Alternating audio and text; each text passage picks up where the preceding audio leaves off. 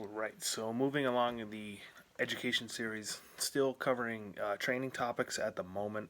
So the last video was on how to set up your training split and what might be the most optimal training split for you as you progress through your years of training and you become from a beginner to an intermediate trainee to an advanced trainee, and some of the considerations you want to make in regards to what split you want to use and being able to milk as much progress as you possibly could throughout all of those different splits.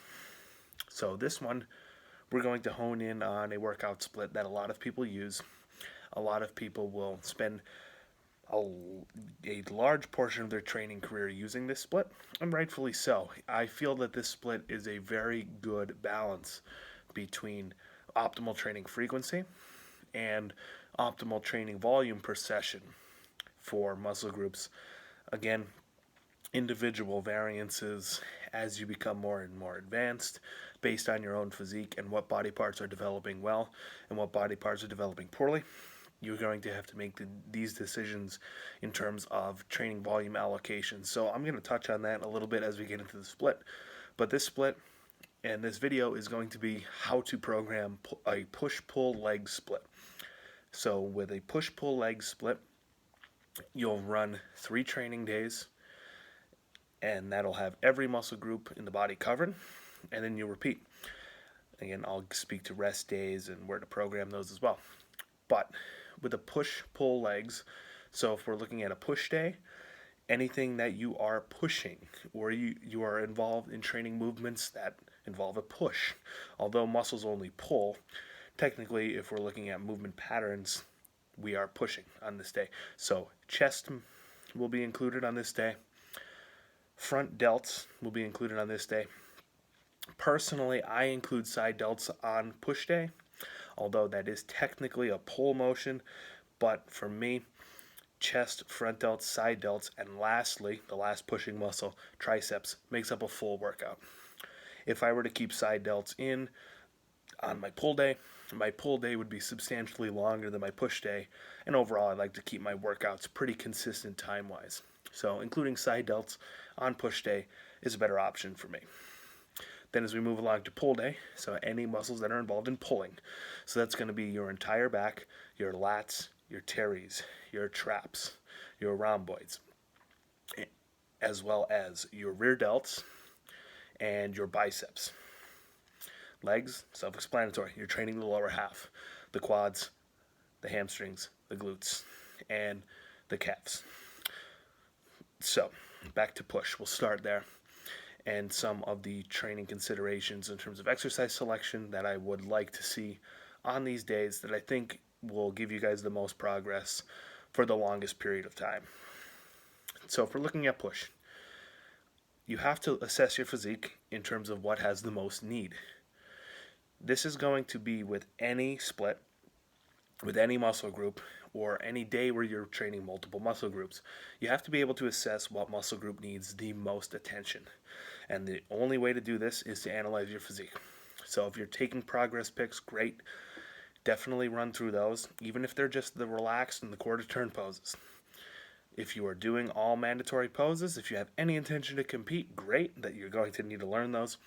But even if you're recreational, run through the poses, because the poses are going to be able to exploit any weaknesses that you have, all while showcasing your strengths as well. So that will help in terms of visualizing what you need to work on and thus being able to program in a more efficient way. So with push, we look to our compound movements first. We look to the compound movements first because they're going to be the most overall systemically taxing. So systemically taxing simply means they take a lot out of you when performing them. So to relate, you do a heavy set, let's say squats for example, and you come out of the set and you're dead. You're breathing heavily, you have a deep burning sensation in your legs, and it's just an overall very taxing exercise. Compound movements are generally going to be that for many reasons. You're having to stabilize multiple joints, you are moving multiple joints, and you are likely using a pretty substantial load. So do the compounds first. I actually do not like to do the entire muscle group and then move on to an entire another muscle group, and then a third entire. So I would not want to do all my chest work, then all my shoulder work, then all my tricep work, for example, with this, because that's going to lead to imbalances. Because if you consistently hit chest first every workout, you're consistently hitting it when it's at its freshest. And in this case, if you consistently hit triceps last, you're always going to be hitting them when you are most fatigued. That is an imbalance waiting to happen. Now, not to say you can't rotate every so often, but I think it's a better option to just assess your compounds first, go through each compound for each muscle group involved in the session, and then go through isolation movements for each muscle group involved in the session as well. So simply put, if you are lacking in chest development, I would begin with the chest compound movement. We can even break this down a little farther. If you're specifically lacking upper pec, I would consider an upper pec compound exercise. So an incline press would be great to start. Or if you're lacking in middle and lower pec, a flat exercise would be great to start with. So that's for chest. If you're lacking with shoulders, overall shoulder size, you're going to look toward a high incline or military press, being able to load primarily the front delts with the most load possible in a compound manner. Triceps, we have a few options here. Tricep compound movements, you could look to close grip barbell presses with either a barbell or a Smith machine. You can do weighted tricep dips. You can do weighted close grip push-ups. All compound options for the triceps as well. So like I said, assess your physique, see where you are weakest, and program that compound first. And then program the others afterward. The only exception I'll probably make with this is, even if your triceps severely lack, I would probably still keep triceps last, mainly for the reason being that triceps assist in all pressing motions. And if you pre-fatigue your triceps first by doing that compound first, then going to chest and shoulders, or shoulders and chest, you're going to be fatigued at the top half of your pressing for those movements as well, because you hit the triceps first. So I think leave triceps third. So that leaves 1 and 2 interchangeable. Are you more chest dominant? Are you more shoulder dominant? Again, weaknesses first. So as we progress through the compounds there for push, then we could look to isolation work. So then I would probably go with an isolation chest move. So that's anything, a dumbbell fly, a cable fly, a pec deck. That's great there. Then moving along, as I mentioned, side delts, including those on the push day. This is where you're going to get into a lateral variation. So dumbbell laterals, cable laterals, machine laterals, great place there. And then you could finish up with some direct tricep isolation work. So I like to use tricep pushdowns with a variety of different handles, making sure they align well at the elbow to make my joints happy, and direct as much tension as possible into the triceps as well. So as you get to those isolation moves, as I mentioned earlier with compounds being more systemically taxing, one thing, I'll have this covered more so in the training volume video, but in this case, you can use a little bit of higher training volumes on the isolation moves, and I like to do this as well. On my compound moves, I generally like to keep a top set, whatever rep range that may be, whether it's 6 to 8, 8 to 10, and then dropping down for a drop down set, anywhere usually in the 10 to 15 rep range. So achieving multiple mechanisms of hypertrophy there. We're trying to load, generate mechanical tension on that first set primarily, and then still, of course, generating mechanical tension and loading on that second set, but also bringing in the factor of more metabolic stress with the higher rep work. So I think it's a good blend of both.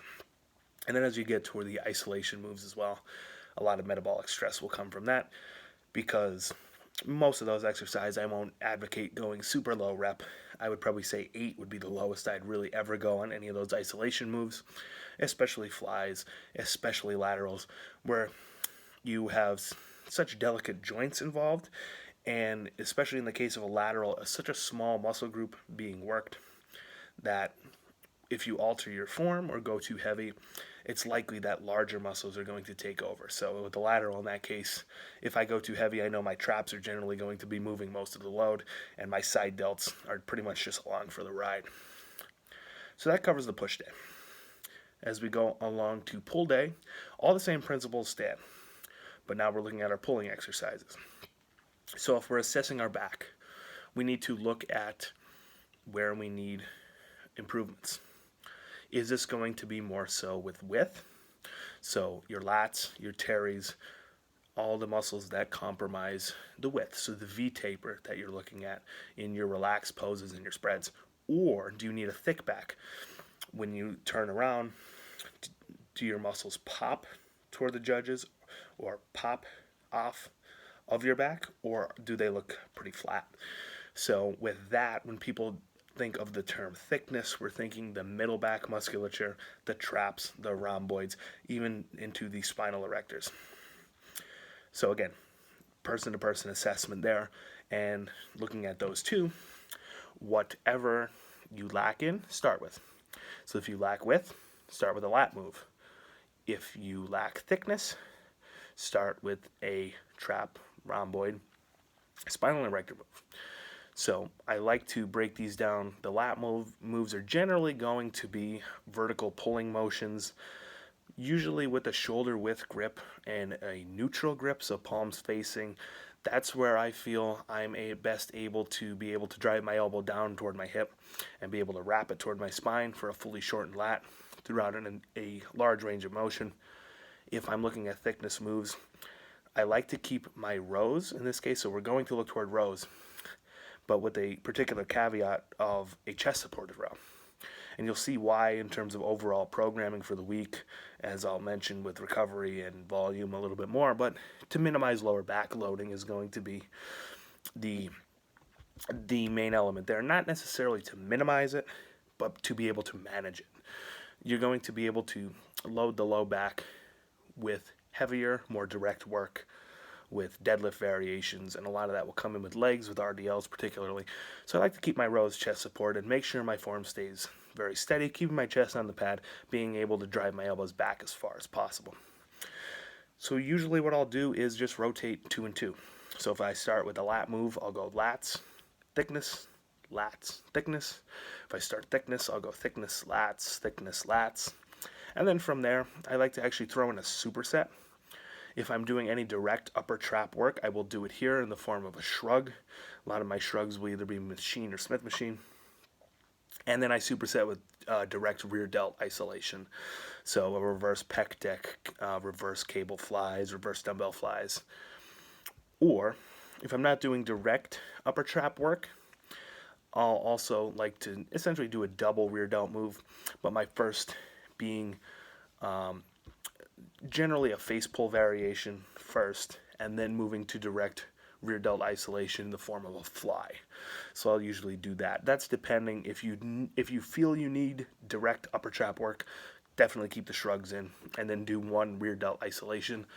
If you feel your traps are there and you don't want your traps to get too big and take away from the width of your physique, you could keep the face pull and the rear delt fly variation as your superset. And then moving into bicep isolation as well. Generally something that's a preacher. I like having something to be able to drive my tricep into, to be able to create stabilization for maximum force production through my bicep. And again, just keeping my form steady there for maximum tension generated on the bicep. So pull's pretty self-explanatory. Again, just have to be able to assess your physique and what you need to prioritize. As we go to legs.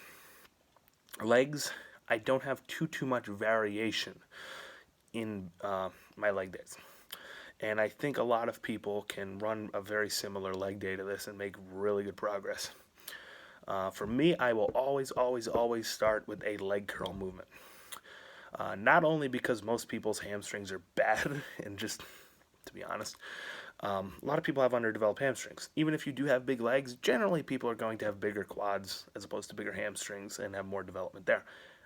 But what we want to do is be able to develop the hamstrings maximally as well. So what we're looking to do with the hamstrings and the leg curl to start out, excuse that. So what we want to do is get as much blood flow to the knee as possible. So with the hamstring curl, direct knee flexion is going to be able to do that. It helps warm up the knee joint very well before moving into compound moves for legs, whether that be quad compound movements or hamstring glute compound moves. So leg curls to start, and then if you do feel you need a little bit more, if you do have creaky knees, you can also include a leg extension. Another good option I see for people who struggle with getting enough blood flow to the knee joint before moving into their compound movements. So that's also an option there. Then we move into quad compound moves. I will generally start with the quad compounds, squatting patterns, hack squats, pendulum squats, any squat machine you have. If you do like barbell squatting or Smith machine squatting and you are built for it and you have been able to grow your legs thus far using them, go for it. That's going to take a particular assessment of your structure, your bone lengths, and how much tension is generated through the quads versus how much tension is generated through the hip musculature. And that's just going to take a little bit more of an in-depth analysis of your squat pattern. But like I said, if it's working, keep it. So I'll generally do 2 quad compound exercises back to back, and I think that's more than enough. I'll generally like to do the squat pattern first, larger range of motion, as opposed to the second compound exercise, which I usually like to have as a leg press. Leg press is a little bit tougher to get an as full range of motion as a squat pattern, whether it be barbell squatting, Smith machine squatting, hack squatting, pendulum, whatever it is. Leg press generally going to be a little bit more limited range of motion. Also, I like doing leg press second, having one compound under my belt so I don't have to use as much weight on the leg press, so being a little bit pre-fatigued with the squat and then going to the leg press. After that, this is when I like to bring in a hamstring and glute compound move. Mostly I'm going to be focused on an RDL here. And with an RDL, a lot of people will do this on a pull day. I will keep it on my leg day. For my physique particularly, I like to focus on more direct rows and pull downs on my pull day. And then being able to keep the RDL, I'm able to recruit my hamstrings very, very well on an RDL. So I like to keep them on legs. If you are smoked at this point, after 2 compound moves and a leg curl, there are other options that will constitute a compound for hamstrings and glutes. 90-degree glute ham raise or a Nordic curl is great. Good mornings, although the same action at the hip is occurring, if you look at a good morning, you have a much larger lever arm. So with the bar being on your back as opposed to in your hands, it's going to be much farther away from your body, hence creating that longer lever arm, hence creating more torque. So let's say we generate the same amount of torque on an RDL and a good morning. The weight is going to have to be substantially less on that good morning to equal the amount of torque generated on an RDL. Why? The RDL, the bar is much closer to you. Hence the lever arm shorter and the weight needs to be heavier. With the good morning, the bar is farther away from your body. Hence longer lever arm, less weight, same torque. And what that really means is it's going to be a little bit less systemically taxing because you're not loading it as heavily. But still keep in mind that you are doing low back loading and you could still fatigue yourself pretty well with good mornings as well. And then after that, I like to go to another quad iso this time. Primarily, it's just going to be leg extensions. The best quad isolation out there. Well, actually, one of the only quad isolation moves you could really do. And then from there, I like to finish with adductors and calves. Don't forget your adductors. This is going to be key for your relaxed poses or any front poses where you are standing face front to the judges and you're trying to create the illusion that no thigh gap exists whatsoever. You want your 2 quads being flush against each other, and it's going to be the adductors that are primarily responsible for that. And then moving along, we have calves to finish out the session. So that's legs. Again, that's a really good template to follow. and I don't think there's going to need to be much variation there. Again, there could be a few things swapped around. You could leg press before hacks. That's something I've seen people do. I probably wouldn't RDL before my squat patterns because I think there would just be way too much carryover in terms of fatigue with spinal loading. I haven't had that much problem with going squat pattern then RDL. I think if you flip it, it would be a little bit against your best interest. So with push-pull legs, if we're looking at rest days, I think 3 on, 1 off is going to be your best bet. Running 6 on, 1 off is a little bit of a stretch.